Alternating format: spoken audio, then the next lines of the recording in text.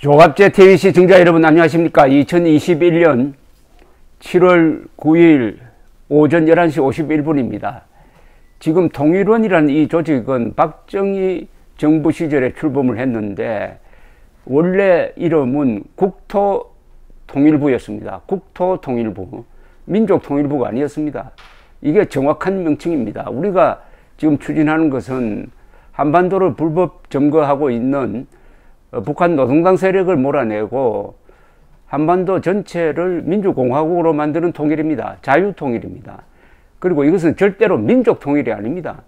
민족은 한민족끼리 같이 한 군데서 모여 살자는 건데, 민족통일을 주장하면은 우리 조선족도 통일 대상이 되고 미국에 살고 있는 우리 같은 민족도 통일 대상이 됩니다. 그것은 아주 위험천만한 발상입니다. 그래서 국토통일부라고 박정희 대통령이 정확하게 통일 개념을 정의를 했습니다. 근데 지금 통일부 장관은 이인영이라는 사람인데, 이 사람은 언동이 완전히 자유통일이 아니고 혹시 적화통일 주장하는 사람 아니냐 하는 의심을 자초하는 사람입니다. 그 사람의 과거 행적이라든지 요사이 하는 행동을 보면은 절대로 저거는 헌법 제4조가 명령하고 있는 자유통일을 지향하는 통일부가 아닙니다. 저 통일부는 없애야 합니다.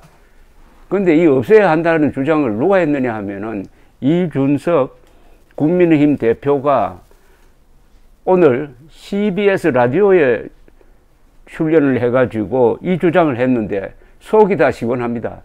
이건 또 아주 정확한 문제 제기입니다.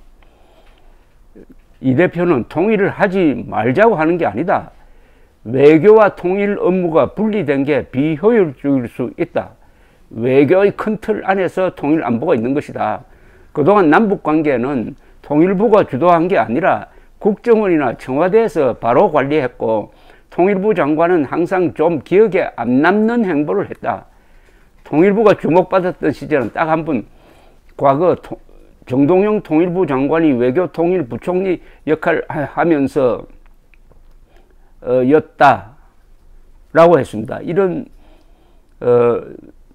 발언에 대해서 이인영 통일부 장관은 통일부 폐지와 관련한 이 대표의 발언이 국민의힘 당론인지 묻고 싶다면서 당론이라면 매우 유감스러운 일이라고 했습니다.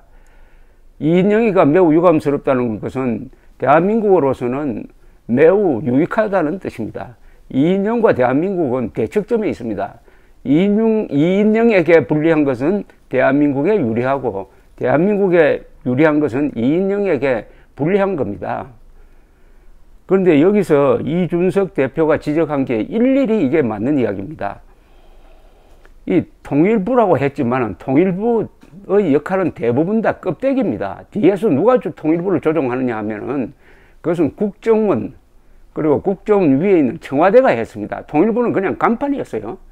통일부는 심부름꾼만 했습니다. 그러니까 여러분, 통일부 장관으로서 좋은 일을 했다 기억나는 사람이 있습니까? 단 한 사람이 더 있느냐 이겁니다. 그러니까 이런 조직은 하지 말고 그냥 남북회담 사무국 정도로 만들어 가지고, 지금 이 말이 딱 맞는데 외교부에 합쳐버리는 게 맞습니다. 외교 안보의 일환이어야지 통일부가 외교 국방과 분리된, 그리고 이 통일부가 습관이 뭐냐 하면은 무조건 북한과 대화를 하겠다. 대화를 해야 통일부의 조직이 존재 이유가 있는 겁니다. 그러니까 무리하게 대화를 추진하는 습관이 있습니다. 그러면 이제 국정원이 개입해가지고 좀 견제를 하고 이렇게 티각태각 하는 게 통일부의 비참한 현상입니다. 그러니까 지금까지 우파 정권 때를 제외하고는 좌파 정권 때 통일부는 대한민국을 위해서 일한 게 별로 없다 이거죠. 그럴 바에야 이걸 없애버리고 그 업무를 각각 분산시켜가서 국정원, 국방부, 외교부에 떼주는 게 맞는 것 아니냐 하는 이야기입니다. 그러니까 부서 하나 없애고 업무는 정상화시키자는 이 이야기가 뭐가 잘못됐습니까? 그리고 또 하나 지적하고 싶은 것은 국정원이 이 남북회담에 직접 전면에 나서는 것은 이거는 국정원법 위반입니다. 국정원이 이 정신 나간 행동을 한 것은 김대중 정부 때입니다. 김대중 대통령이 김정일과 만나기 위해서 현대그룹을 앞세워가지고 4억 5천만 달러를 조성해가지고 그것을 해외에 있는 김정일의 비자금 계좌로 보내는 과정에서 송금 역할을 누가 했느냐 하면 국가정보원이 했습니다. 당시에 원장은 임동원이었어요. 더구나 그 보낼 때 김정일의 비자금 계좌 번호를 잘못 적어가지고 송금 차질이 빚어지니까 그때 김정일이가 수금이 제대로 안 됐다면서 김대중 대통령은 들어오지 말라고 그랬어요. 그래서 하루가 연기된 겁니다. 이 짓을 국가정보원이 했습니다. 그게 바로 2000년 6월입니다. 국가정보원이 지금처럼 괴상한 기관으로 전락하게 된 것은 바로 그때 영혼을 빼앗겨버린, 아니 간첩 잡는 기관이 간첩 수개의 비자금 계좌로 돈을 보내준다고 하면은 그때부터 이 기관은 영혼이 망가져 버린 거 아닙니까? 지금 그 영혼이 망가져 가지고 무슨 꼴이 벌어지고 있습니까? 국정원 앞마당에다가 김일성주의자 신영복의 글씨체를 가지고 원훈석을 써놓고 그 원훈석에다가 국가를 위한 뭐 헌신과 뭐라고 했는데 그 국가가 어디겠어요?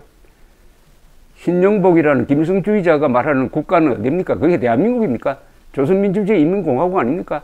그러면 국가정보원은 조선민주주의 인민공화국을 위한 헌신을 한다는 기관입니까? 이런 국가정보원이 남북 대화에 앞장선다는 것도 이것도 말이 아닙니다. 그러니까 국정원으로부터도 앞으로 남북 대화의 권한을 빼앗아 버려야 됩니다. 그것은 외교부가 일관된 입장에서 하는 게 일일이 옳은 지역을 이준석 당대표가 과감하게 하니까 속이 시원하다 이겁니다. 이준석 당대표는 그 사람이 쓴 공정한 경쟁이라는 책을 보면은 저보다도 훨씬 더 오른쪽입니다. 흡수통일밖에 뭐가 있느냐? 대안이 있느냐? 흡수통일밖에 없다. 북한 노동당 정권은 사라져야 한다. 여기에는 타협이 불가능하다. 이렇게 이야기를 합니다. 제가 남북관계를 정의를 할 때 이렇게 이야기하지 않습니까? 남북 대결 관계는 민족사적 정통성과 삶의 양식을 놓고 다투는 타협이 절대로 불가능한 총체적 권력투쟁이다. 요것하고 요 정의하고 똑같은 이야기를 하는 사람이 이준석 당대표입니다. 이준석 당대표. 흡수통일밖에 다른 대안이 뭐가 있느냐. 그 차원에서 통일부 없애야 한다는 말에 박수를 보냅니다. 감사합니다.